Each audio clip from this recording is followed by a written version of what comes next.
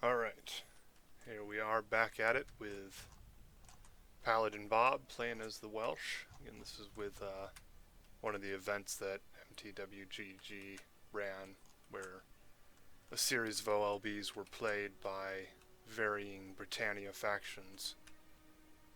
Kind of like a mini campaign played out on the battlefield.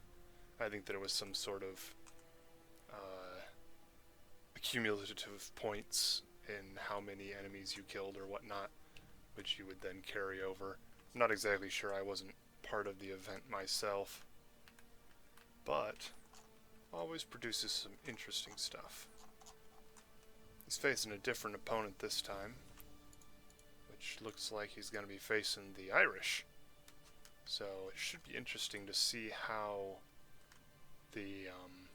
the Welsh face up against the Irish, considering that both sides, well, the Irish have a little less in terms of the obvious archer superiority, but they do have some very good unique units and some strong skirmishing units as well.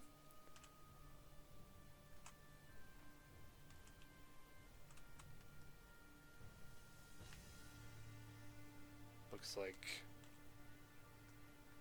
he's gonna take the same defensive formation that he's taken in the past few battles here.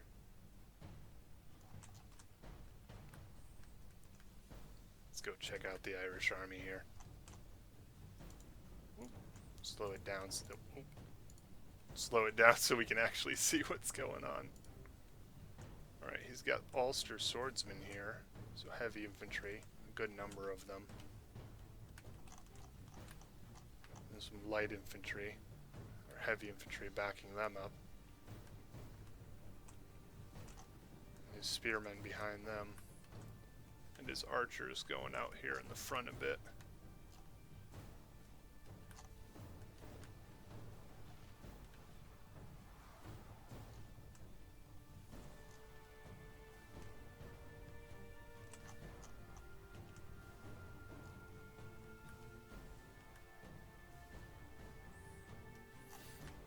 So he's got his skirmisher guys going here,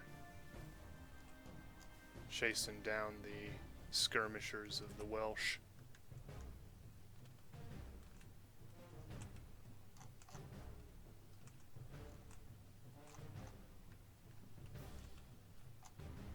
Again, we see him falling back on his old Skiltron formations here, though here in the rear we have a good number of heavy infantry hidden out here, so it will be interesting to see what those guys are used for.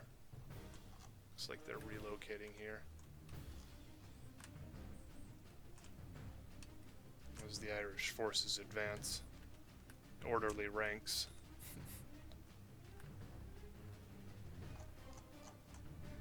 A lot of heavy infantry. We'll see if he has the punching power to kind of break the Welsh there. Looks like the horse boys are getting mowed down here.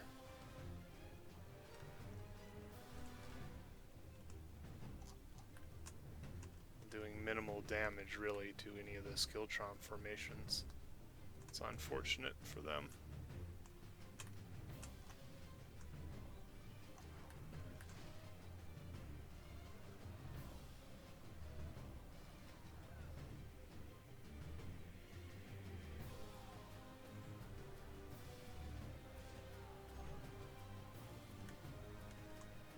You don't want to have the camera sitting right here.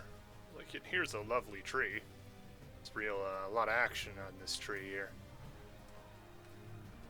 It's like the Ulster swordsmen have broken through the first group of archers and are moving on to this second group of archers here. Which they're, of course, just cutting them down in swaths. It's like some of the Irish cavalry survived, but the Welsh have moved some heavy infantry out here into the open field to kind of, I would argue, make the Irish worry about their left flank there. Here we see the heavy infantry coming into collision.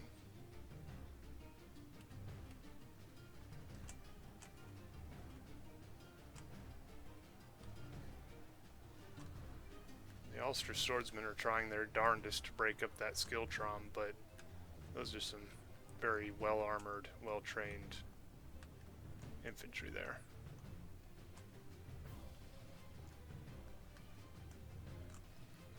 Routed horseboys over here. The Irish seem to have a little bit of the numerical superiority over here on this conflict with the Welsh heavy infantry out there on the left flank. Yet here are more Welsh heavy infantry coming in to support the main battle line. As you can see, there are still plenty of Welsh archers just kind of chilling back here, plus ranks and ranks of these spear guys.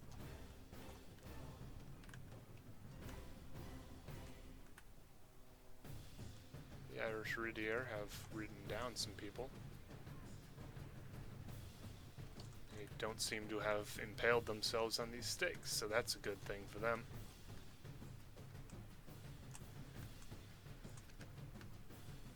Still got this batch of heavy infantry out here. Kinda wonder what he's doing with them. Maybe he's forgotten about them.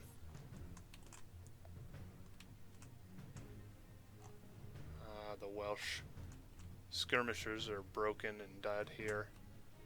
But these heavy infantry of the Welsh are still kinda holding their own against the superior numbers that the Irish have brought up to that flank there.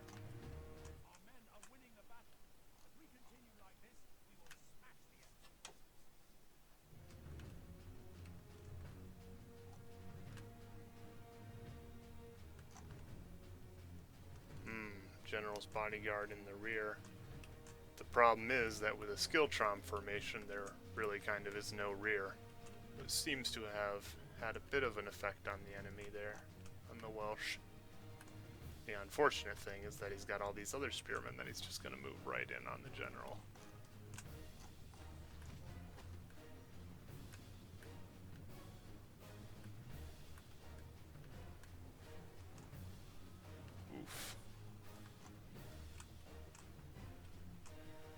Looks like he got his general out in time, but didn't do much. Oof. Looks like the main battle line's breaking over here. It's not good for the Irish, because if these spearmen here, right into the back of these guys here,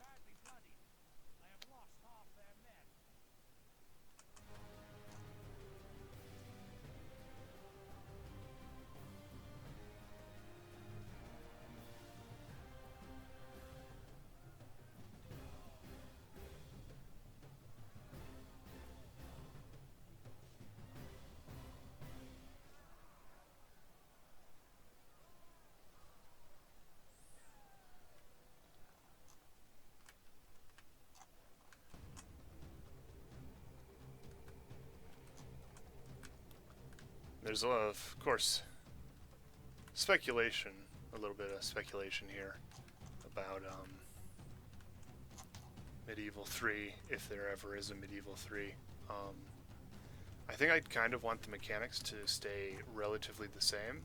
I mean, obviously there's a whole bunch of different things, but I would appreciate some of the more eye candy aspects of the newer games, such as like the decapitation, and even though like the graphics here are clearly very, very good, and the individual interactions are also very good, there's still those instances where some guy over here will like swing really wide, and then a guy over here will die for no real reasons. So I'd kind of like to see that patched up a bit. I'm sure there's like a million other things that other people can think of, but for me, like, I guess I just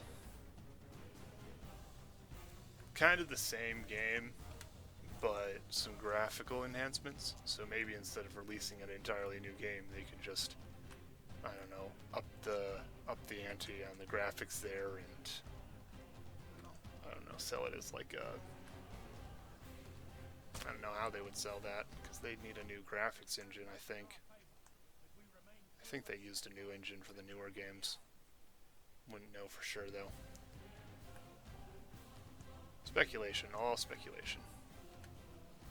These guys got some wicked spears, as compared to the Irish spear guy there, who's got a little tiny tip, and the Welsh guys here have metal going a good bit down the pole. Bit fearsome. The battle has kind of been lost for the Irish here.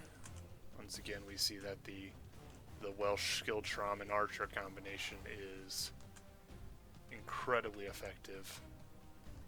Obviously helped a lot with this, the woods here.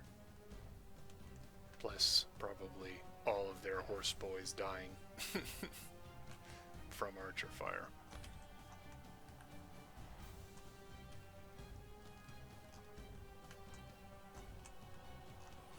Oh no. There's a whole forum subgroup topic area dedicated to speculation on the last-ditch charge here, on what we would like to see from Medieval 3 over on the MTWGG Steam page. There was quite a bit of discussion on it for a bit there, but of course, as forums go, certain topics are more popular at times than others, or they die out, at least in terms of immediate interest.